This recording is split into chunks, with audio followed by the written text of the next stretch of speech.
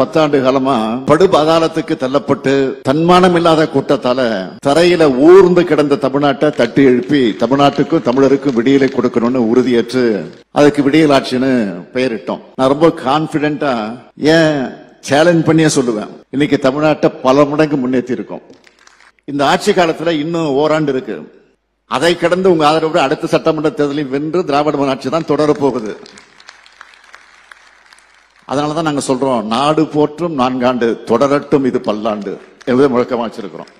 திராவிட model அரசினுடைய 4 ஆண்டு சாதனை விழாவிற்கு வருகை தந்து சிறப்பித்துக் கொண்டிருக்கக்கூடிய மாண்புமிகு துணை முதலமைச்சர் தம்பி உதயநிதி ஸ்டாலின் அவர்களே, நாடாளுமன்ற சட்டமன்ற உறுப்பினர்களே, என்னுடைய பாசத்திற்கு அன்பிற்கும் உரிய மாணவ செல்வங்களே, உங்கள் அனைவருக்கும் என்னுடைய அன்பான வணக்கம்.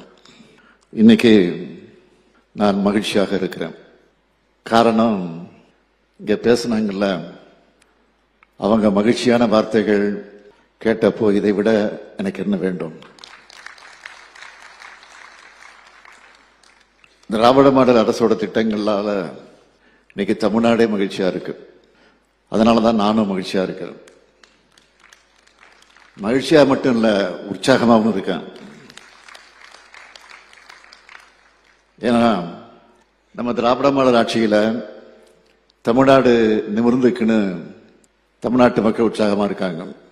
நான் மனநிறைவோடு இருக்கிறேன். ஏன்னா தங்களுடைய குறைகளை காது கொடுத்து கேட்கப்படுது, தீர்க்கப்படுதுன்னு தமிழ்நாட்டு மக்கள் மனநிறைவா இருக்காங்க. 4 ஆண்டுகளுக்கு முன்னாடி இதே மே 7ஆம் நாள் முத்துவேல் கருணாநிதி ஸ்டாலின் எனும் நான் முதலமைச்சரா பொறுப்பை ஏற்றுக்கொண்டேன். என் மேல நீங்களும் தமிழ்நாட்டு மக்களும் வச்சிருக்கக்கூடிய நம்பிக்கைக்கு நான் உண்மையா இருக்க என்பதை என்னால நெஞ்சு நிமிர்த்தி சொல்ல முடியும்.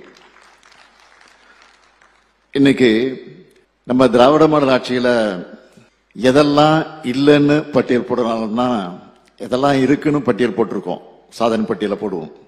ஆனா இப்ப நான் சொல்ல இருப்பது, ஆட்சியில இந்த திராவிட மாடல் ஆட்சியில எதெல்லாம் இல்லைன்னு பட்டியல் போடணும்னா வறுமை இல்லை, பட்டினிச்சாவு இல்லை, பணவீக்கம் இல்லை, பெரிய சாதி மோதல்கள் இல்லை, மத கலவரங்கள் இல்லை, வன்முறைகள் இல்லை, இப்படி சமூகத்தை பின்னோக்கி தள்ளக்கூடிய தீயவை இல்லை. இல்ல இல்ல இல்ல என்ற சூழ்நிலை தான் இன்னைக்கு நாம உருவாக்கி இருக்கிறோம். நம்ம திராவிட மாடல் அரசோட திட்டங்களால பயனடைஞ்ச பலரோட குரல்களை இங்க எல்லோரும் கேட்டோம். இன்னைக்கு நேரில் கேட்டிருக்கலாம். ஆனா உங்களை மாதிரி பல பேருடைய குரல்களை கடந்த 4 வருஷமா நாள்தோறும் கேட்டுக்கிட்டு தான் இருக்கோம். என்னை பொறுத்த வரைக்கும் நான் ஒரு கையெழுத்து போடுறேன்னா அதுல பலருடைய வாழ்க்கை தரம் உயரணும், ஏழைகளுடைய கண்ணீர் துடைக்கப்படணும், ஒடுக்கப்பட்டவர்களுக்கு நியாயம் கிடைக்கணும், சமத்துவத்தை நோக்கி இந்த சமூகம் முன்னேறணும், சமூக நீதி நிலைநாட்டப்படணும். இதைத்தான் என்னுடைய வாழ்க்கையின் பயனா நான் நினைக்கிறேன். இந்த ஆட்சி அமையும் போது இதுக்கு நாம் கொடுத்த பெயர் என்ன தெரியுமா? விடியல் ஆட்சி. ஏன்னா 10 ஆண்டு காலமா படுபாதாளத்துக்கு தள்ளப்பட்டு தன்மானம் இல்லாத கூட்டத்தால தரையில ஊர்ந்து கிடந்த தமிழ்நாட்டை தட்டி எழுப்பி தமிழ்நாட்டுக்கும் தமிழருக்கும் விடியலை கொடுக்கணும்னு உறுதியேற்று அதுக்கு விடியல் ஆட்சின்னு பெயரிட்டோம். நான் ரொம்ப கான்பிடென்டா ஏன் சேலஞ்ச் பண்ணியே சொல்லுவேன், இன்னைக்கு தமிழ்நாட்டை பல மடங்கு முன்னேற்றி இருக்கோம். ஒவ்வொரு குடும்பத்திலையும் விடியலை ஏற்படுத்தி வெளிச்சம் பாய்ச்சி இருக்கும், இது உறுதி. இந்த 4 ஆண்டுகள்ல ஏராளமான திட்டங்களை செயல்படுத்தி இருக்கோம். அதுல சில முத்திரை திட்டங்களை எடுத்து சொல்லணும்னா, இங்கே சொன்னாங்க கலைஞர் மகளிர் உரிமை திட்டத்தை பத்தி பேசினாங்க. இந்த திட்டத்தை தொடங்கினதுல ஒவ்வொரு பயனாளிக்கும் இதுவரைக்கும் 20,000 ரூபாய் வழங்கப்பட்டிருக்கு. இன்னைக்கு ஒவ்வொரு மாதமும் 1,14,00,000 மகளிருக்கு 1000 ரூபாய்னு இந்த உரிமை தொகை வர்றப்போ அவங்க என்ன சொல்றாங்கன்னா, எங்க அண்ணன் ஸ்டாலின் கொடுக்கிற சீர்னு என்னுடைய சகோதரிகள் சுயமரியாதையோடு பேசுறாங்க. பெருமைப்படுறோம்.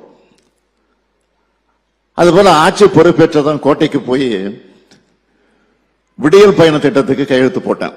இப்ப கூட அந்த விடியல் பயண பேருந்துல தான் பயணம் செஞ்சுட்டு இந்த நிகழ்ச்சிக்கு வந்திருக்கிறேன். நான் அந்த பஸ்கள பேருந்துகள்ல தமிழ்நாடு முழுக்க என்னுடைய சகோதரிகள் ஸ்டாலின் பஸ்ன்னு சொல்றாங்க. இந்த திட்டத்தில் இதுவரைக்கும் 685 கோடி பயனாளிகள் பயணங்கள் 685 கோடி பயணங்கள் செஞ்சிருக்காங்க. அது மட்டுமல்ல, நம்ம ஆட்சி பொறுப்பு வர்றதுக்கு முன்னாடி இருந்ததை விட இப்போ மகளிர் மேற்கொள்ளக்கூடிய பயணங்கள் 86 விழுக்காடு அதிகரிச்சிருக்கு. அடுத்து இந்தியாவுக்கே முன்மாதிரிய திட்டமான முதலமைச்சருடைய காலை உணவு திட்டம். இந்த திட்டத்தால நாள்தோறும் 18 லட்சம் குழந்தைகள் வயிறார சாப்பிடுறாங்க. இந்த திட்டத்தை ஆரம்பிக்கிறதுக்கு முன்னாடி இருந்ததை விட இப்போ குழந்தைகள் பள்ளிக்கு வர்றது அதிகமாகி இருக்கு. குழந்தைகளோட கற்றல் திறன் அதிகரிச்சிருக்கு. ஊட்டச்சத்தும் அதிகரிச்சிருக்கு. இது குழந்தைகளுக்கான திட்டம். அடுத்து பாத்தீங்கன்னா இளைஞர்களுக்கான புதுமை பெண் மற்றும் தமிழ் புதுமை திட்டங்கள். இந்த திட்டங்கள பயனடைஞ்சவங்க இங்க பேசினாங்க. இந்த திட்டங்களை பொறுத்த வரைக்கும் இதுவரைக்கும் 9 லட்சம் மாணவிகளும் 4 லட்சம் மாணவர்களும் சுமார் 13 லட்சம் பேர் பயனடைஞ்சிருக்கிறாங்க. இதனால கல்லூரிகள்ல மாணவ மாணவிகளுடைய சேர்க்கை விகிதம் அதிகரிச்சிருக்கு. இப்படி ஒவ்வொரு பிரிவினருக்கும் மாற்றுத்திறனாளிகளுக்கான திட்டங்கள், திருநங்கையருக்கான திட்டங்கள், அரசு ஊழியர்கள் மற்றும் ஆசிரியர்களுக்கான திட்டங்கள், விவசாயிகளுக்கு, நெசவாளர்களுக்கு, தொழிலாளர்களுக்கு, மீனவர்களுக்கு, ஆதிதிராவிடர் பழங்குடியினர் பிற்படுத்தப்பட்ட மிகவும் பிற்படுத்தப்பட்ட சிறுபான்மையின மக்களுக்கான முன்னேற்ற திட்டங்கள், இப்படி எல்லாருக்கும் பார்த்து பார்த்து திட்டங்களை செய்யறோம்.